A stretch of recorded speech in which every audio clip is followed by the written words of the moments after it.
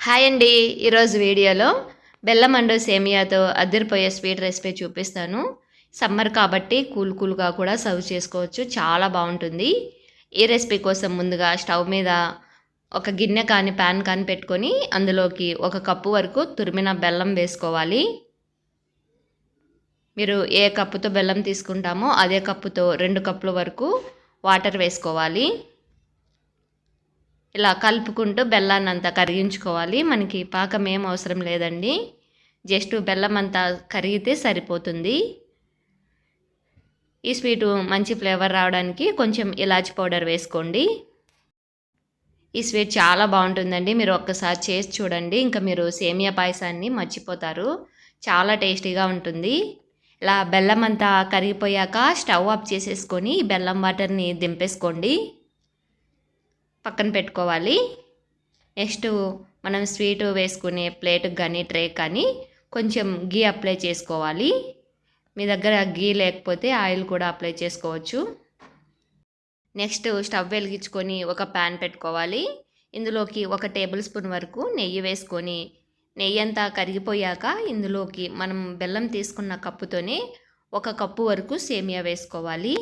1 cup సేమియా, 1 cup బెల్లము, 2 కప్పులు వాటర్ అండి. ఇంకా అంతే. ఇంకా ఎక్స్ట్రా ఏం అవసరం లేదు. మనకి స్వీట్ రెడీ అయిపోతుంది. చాలా సింపుల్గా, చాలా సింపుల్ ఇంగ్రీడియంట్స్తో ప్రిపేర్ చేసుకోవచ్చు. ఇలా సేమియాను గోల్డెన్ బ్రౌన్ కలర్ వచ్చే వరకు వేయించుకోవాలి మీడియం ఫ్లేమ్లోనే.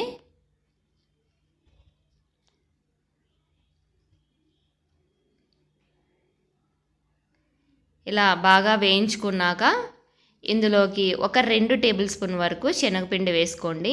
శనగపిండి కూడా మనకు అందుబాటులోనే ఉంటుంది కదా ఎప్పటికీ ఇంట్లో.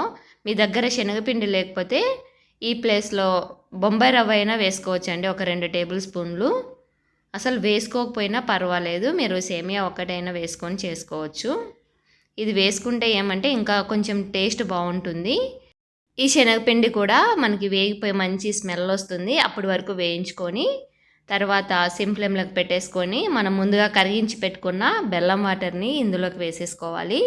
నేను ఇక్కడ ఏంటంటే ముందే ఇలాచి వేసాను కాబట్టి వడగొట్టే అప్పుడు మొత్తము స్ట్రైనర్లోకి వచ్చేసిందండి. మీరు ఇలాచి పౌడర్ వేసే పని అయితే ఇలా వడకట్టి వేసుకున్నాక అప్పుడు బెల్లం వాటర్లోకి యాడ్ చేసుకోండి.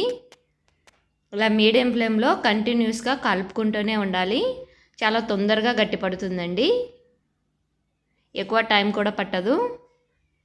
మీడియం ఫ్లేమ్లోనే ఇలా కలుపుకుంటూ ఉంటే చూసారు కదా, ఇలా ఈ కన్సిస్టెన్సీ రావాలన్నమాట.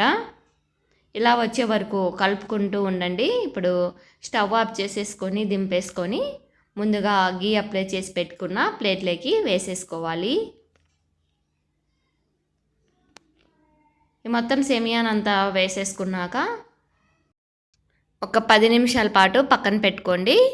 ఇది పూర్తిగా చల్లారిపోతుంది.